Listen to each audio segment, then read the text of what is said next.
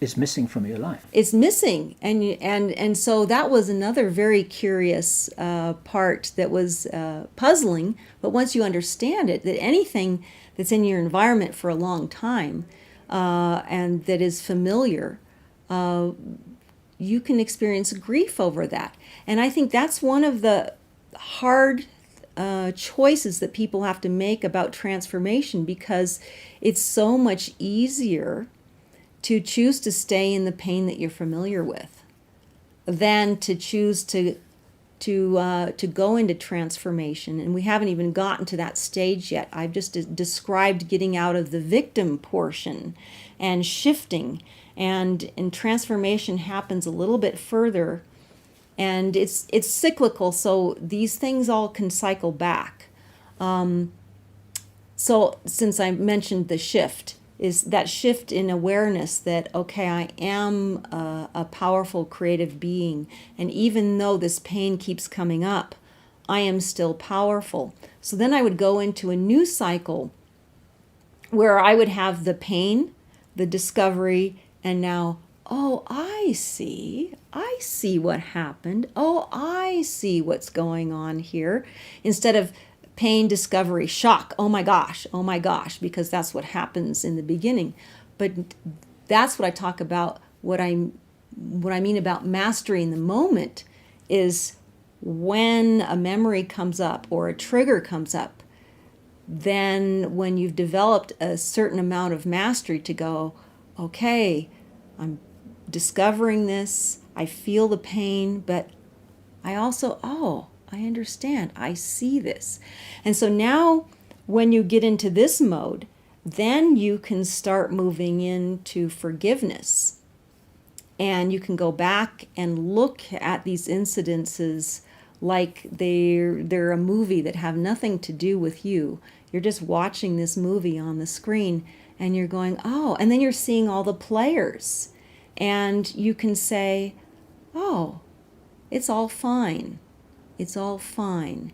And then you can send forgiveness to everyone in that scene. And to me, one day it came to me, a definition for forgiveness is love looking at an incident without assigning blame. So I can go back to all of the characters, all of the players who did all these different things to me and feel forgiveness. Now, because I have done that doesn't mean that I don't have further work to do, because then sometimes I'll still get triggered. A memory will come up, but then I deal with it and I go through the cycle of the, oh, I see, and then I can move into forgiveness. And then when we start to move into this zone of forgiveness, that's when we really start to feel the transformation. And we start to see that, oh, actually what happened in my life was a gift. Because now I really understand my true power. If we have, for instance, a story about a hero who wants to, and we want to display his courage, he has to have something courageous to do. That's where courage comes. If nothing happens, there's no courage, there's no virtue. So when a person can get to this point of forgiveness and transformation, then what happens is all of that information becomes empowering. And it sounds crazy to somebody who's far from that, and it was a distant idea for me when I was way back into my victim cycle, especially the victim cycle. But having that shift happen where you go, okay, I truly understand that I am in control of my recovery process. And and having said that, I said, I am in control of my recovery process. You don't do it alone. It takes a village. you get support. You grab support from every vector you can. And it's essential. It's essential for a recovery to choose and take a spiritual path.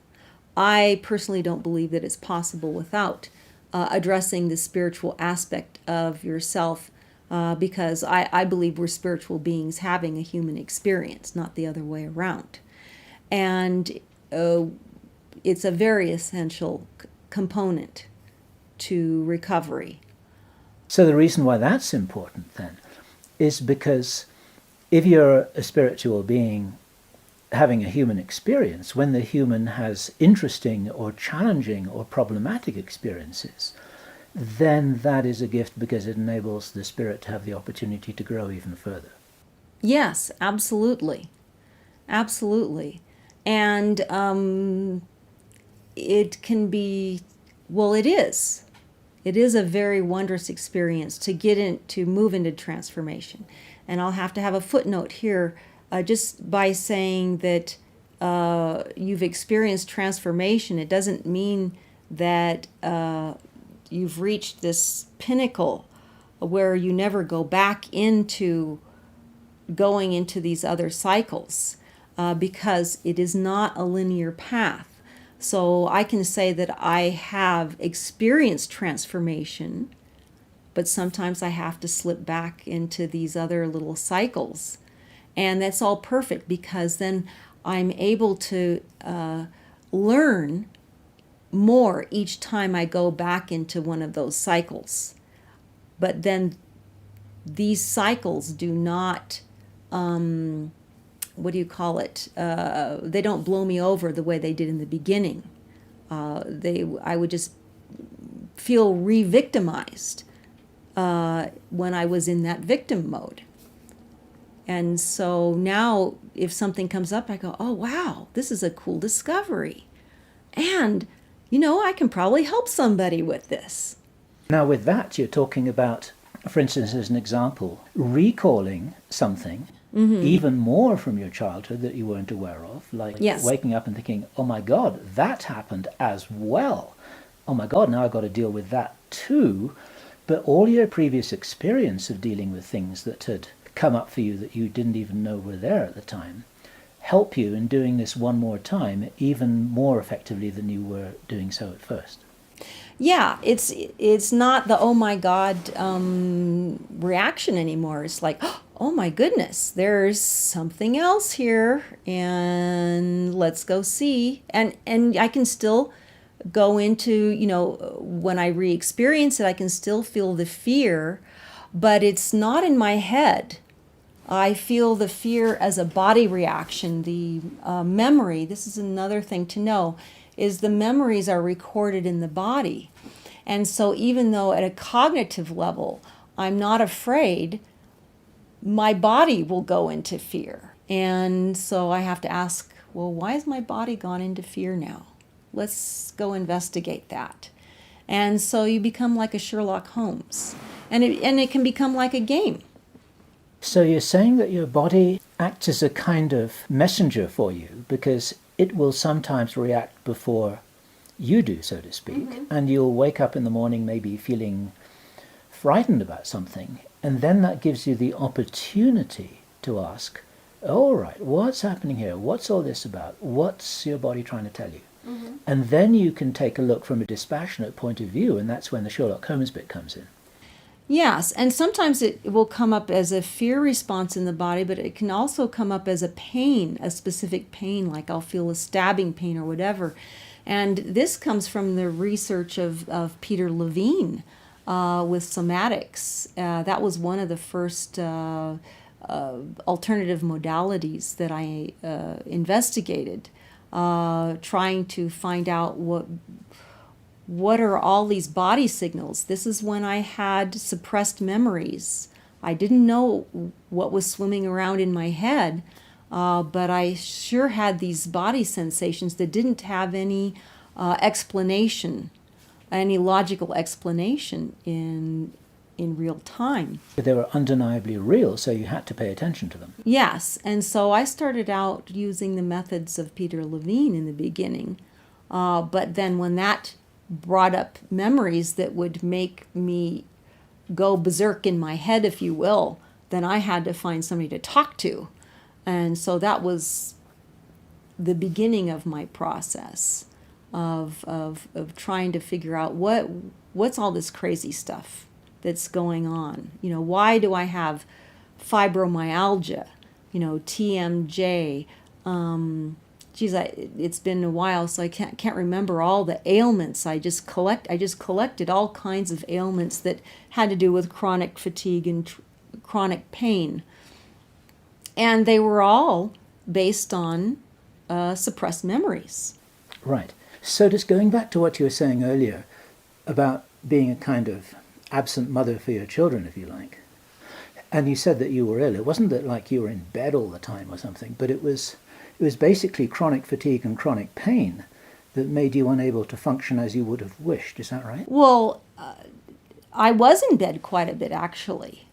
And I was experiencing, especially through the TMJ period, I experienced extreme pain.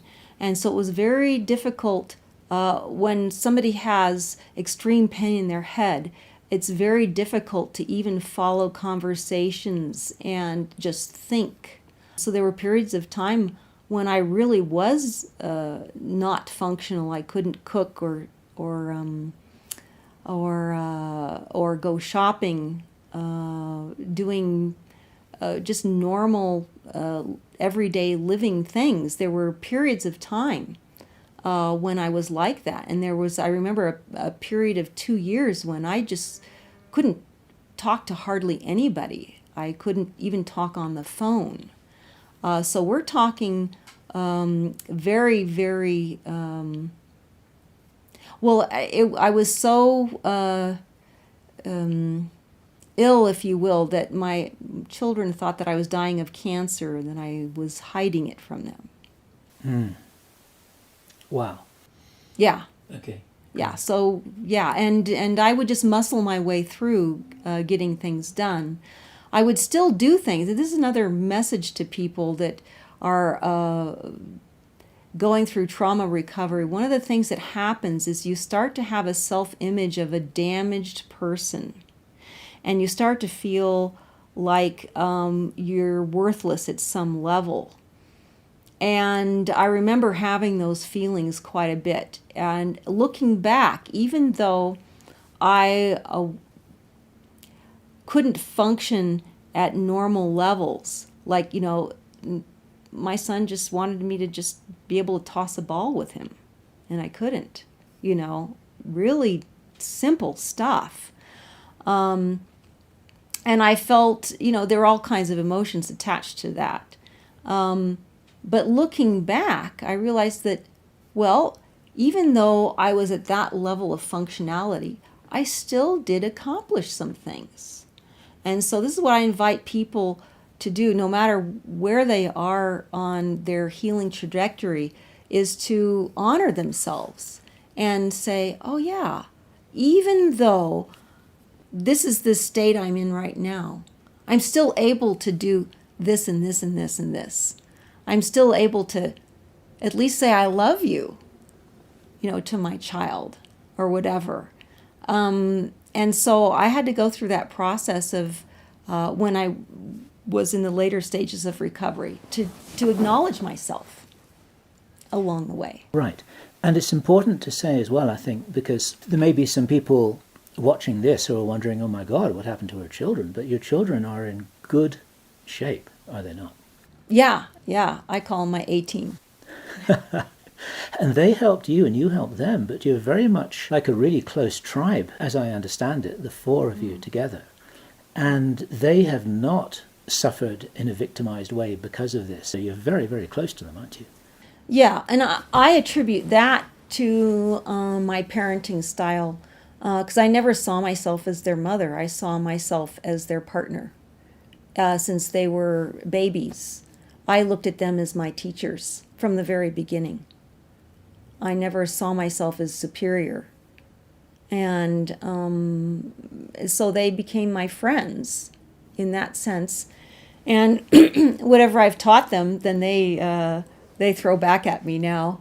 And so that means they were listening. That's very lovely. They're adult children, aren't they? They're adults now. Yeah. They're adults. Yeah. Adults. Yeah. That's my Englishness. Yeah, tomato. Yeah. Exactly. Okay, very good. So I don't know whether now might be the right point in this conversation to be addressing, let's say, somebody who might be listening to this, who are thinking, oh my God, I'm on this journey too. Maybe I haven't made all the progress that Cathy seems to have made. I'm somewhere in the middle of all of this, and I'm still feeling that life's against me. I'm still feeling that nobody understands. I'm still wrestling with trying to come to terms with what might have happened to me, whatever it was, whether they're a Vietnam vet or whether they were a victim of satanic ritual abuse. If you talk to those people here who are watching this, what counsel could you give them? What are the main things that you could really itemize above and beyond what you've already said? What would my advice be to these people? I remember what it was like being in that pain, discovery, shock cycle. And when you are in a state of chronic pain, and it can be emotional pain or physical pain, that can cause a sense of isolation. And also feeling like you're victimized causes a sense of isolation and this sense of I'm all alone. And I suspect that's where these people might be. And the first thing I would tell them is you are not alone. And I've told people over and over again that I don't feel that my story is personal. It would only be personal if I was the only person who experienced this. This is not a personal story. There are thousands, if not millions of people who have gone through these things. And so this is not personal. We are all in this together.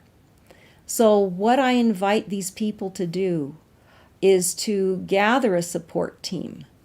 And by having this interview, I want to expand this support team, especially for people who are recovering from mind control, for instance, and satanic ritual abuse, because these are not recognized by most professionals.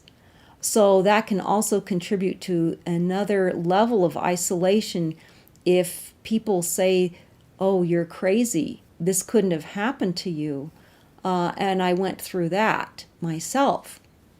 And then you start to feel like you're crazy. So my message to these people is that, yes, now hopefully there are people who have spoken about these things as survivors. But I don't think that they spoke about this in the same vein as I am. I'm focusing on the recovery process.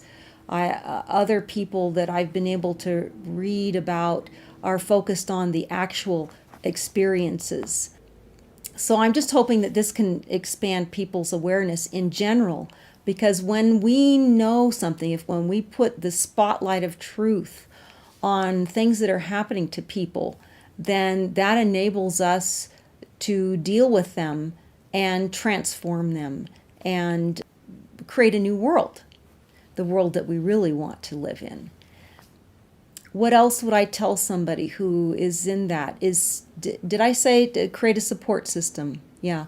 And to know that it's possible. For somebody who's at that stage, to look at me and try to imagine what it's like to be at my stage is very, very difficult. It's very difficult. But at least if they can see that I'm here and that I've done it and that I'm there to root them on, then if they can just keep up with the determination. I love the line from Galaxy Quest, never give up, never surrender.